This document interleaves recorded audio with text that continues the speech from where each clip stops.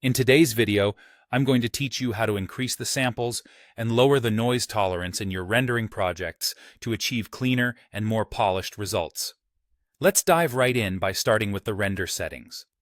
The first thing you'll want to do is raise the samples value.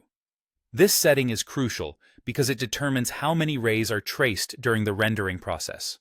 By increasing this number, you're essentially instructing your software to spend more time refining each frame, which can significantly reduce the amount of noise or grain in your final render. Think of it as adding more pixels to a photograph. The more you have, the clearer and more detailed your image will become. Next, let's talk about adjusting the noise level tolerance. By lowering this parameter, you're allowing the render to continue refining itself until it reaches a cleaner state. This ensures that any remaining imperfections are smoothed out, resulting in a sharper and more professional-looking output. However, there's an important balance to strike here. High sample values combined with low noise tolerance can lead to longer render times.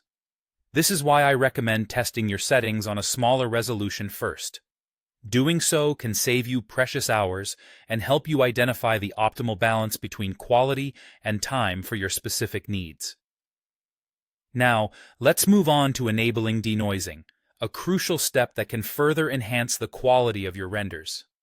If you're working with local renders in Dimension, make sure that the option to reduce noise in rendering is enabled in your preferences. This built-in feature effectively reduces artifacts and grain after the initial sampling process, leaving you with a smoother image.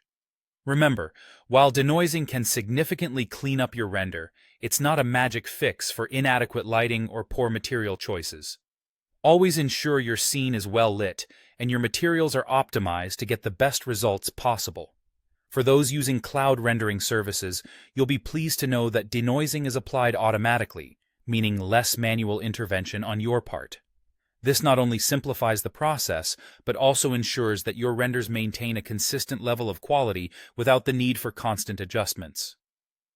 By following these instructions and understanding the subtle intricacies of rendering, you'll quickly notice an improvement in the overall quality of your projects.